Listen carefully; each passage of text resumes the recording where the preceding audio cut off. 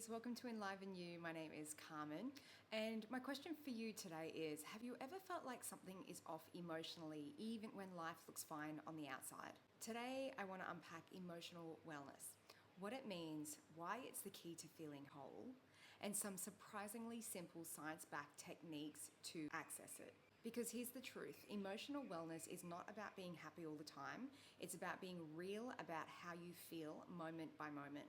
So let's start with the basics. What is emotional wellness? It's a way to recognize, understand, regulate, and express your emotions in a way that supports your overall well-being. When you're emotionally well, your nervous system is more regulated, your relationships are healthier, and you can show up in life with more clarity and confidence. In the past, I've felt like sometimes emotional wellness was not reacting. That was me wearing my emotional strength as a badge. But deep down, I was really suppressing a lot. I know with a lot of people, if they feel sad or anxious or overwhelmed, they can typically brush it off and push it to the side and distract themselves and stay busy just to avoid the discomfort. But what really helped me was learning how to tune in instead of tuning out, and using tools such as journaling, naming emotions, and subconscious tools like NLP. But where it gets really interesting is where we look into the science. There's something called affect labeling, which is simply naming the emotion that you're feeling, and it's incredibly powerful. UCLA study by someone called Matthew Lieberman found that when we simply name our emotions, like just saying I am angry or I am sad,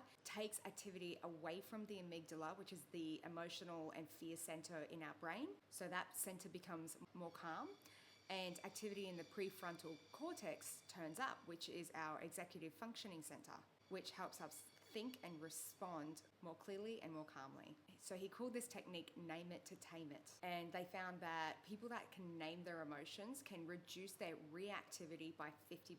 So the next time you feel something bubbling up, just stop for a moment, pause, take a breath, and ask yourself, what am I feeling in this moment?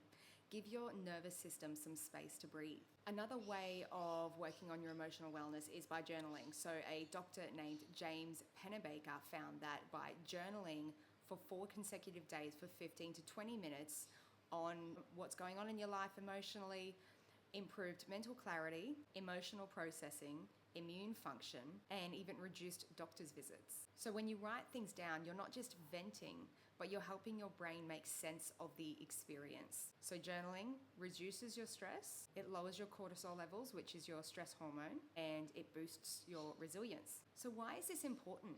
Well, your emotional wellness affects everything in your life, from the relationship that you have with yourself and other people, your physical health, the choices that you make in life, and how you show up in the world. When you're emotionally well, you don't get trapped in loops of shutting down, of reacting, of self-doubt, and you learn how to respond instead of react. You start to build more trust in yourself, and you'll start to feel more grounded and more whole and just more you. So here's a way to start. Instead of pushing through, try to get good at just pausing and taking a moment. Have a breath and ask yourself, what am I feeling right now? Name the emotion. This is going to help your brain process it and make sense of it so you can let it go, so it doesn't get stuck inside of you.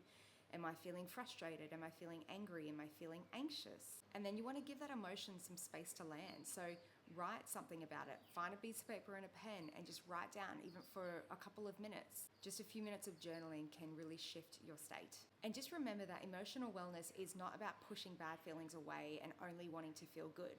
It's actually about just acknowledging what's going on in the moment within yourself and just having compassion for that, whatever's showing up. If this resonated with you, do not worry, you're not alone. We all have emotions, and the more that we learn to understand them, to recognize them, and to express them, the more freedom that we create within ourselves. I'd love to hear from you in the comments. What's one emotion that you've been avoiding lately, or that's persisting in your life and not going away? Or what does emotional wellness really mean to you? And if you're curious about looking deeper and discovering the root cause of all of this, then see the link down below to book a call with me. We can have a free discussion and see where you're at, what's going on for you, and if I can help you. Make sure to like, subscribe, and share this with someone that you think might need it, and see you in the next video.